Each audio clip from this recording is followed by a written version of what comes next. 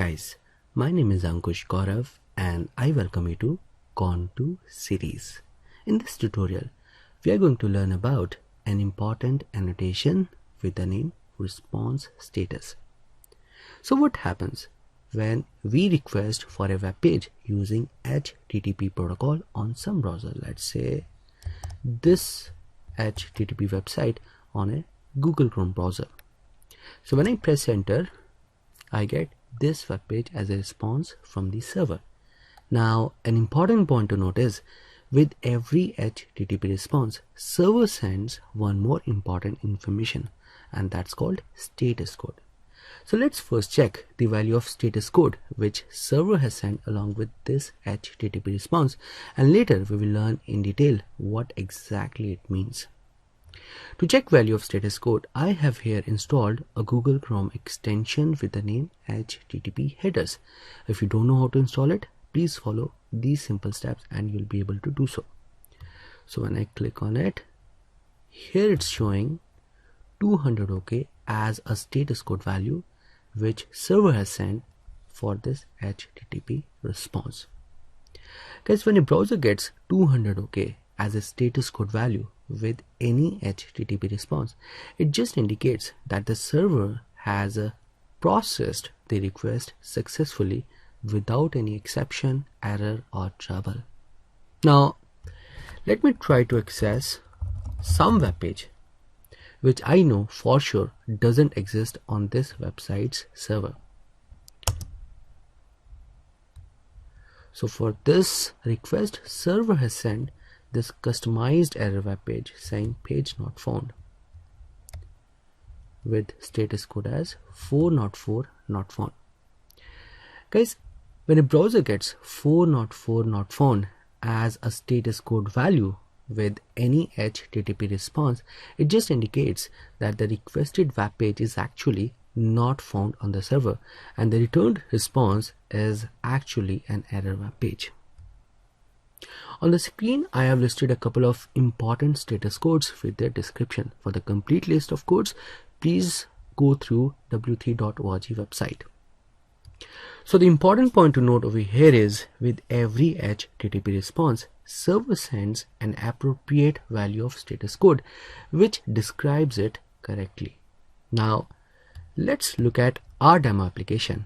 For this application, when I request for an admission form using this URL, this controller method is gonna throw an arithmetic exception, and because of that, Spring Framework is gonna make a call to this generic exception handler method and is gonna return this customized error web page back to me like this. Now let's check what status code application has sent along with this customized error web page. So here it's showing 200 OK. Now that seems like a big problem. Guys, 200 OK server sends only for the cases where it fulfills the request successfully without any trouble. But here actually it's not the case.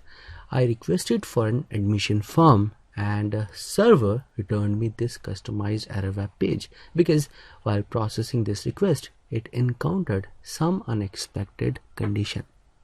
For all such cases where server encounters an unexpected condition and returns an error web page instead of the desired web page, server should send 500 internal server error as status code with that HTTP response and not 200 OK.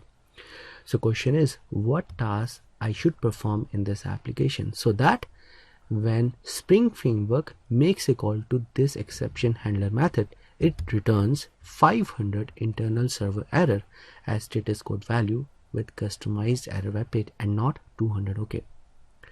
Guys, to do so, Spring MVC Framework says, hey developers, just put an annotation with the name response status on top of this exception handler method, and to it just pass the status code which you want to return with HTTP response. So here after this change, when Spring Framework is going to make a call to this exception handler method, it's going to send this HTTP status, means internal server error 500 status code with this customized error web page. Let's check it on the browser. Cool. So here I've received this customized error web page, and here status code as 500 internal server error, which describes this web page correctly.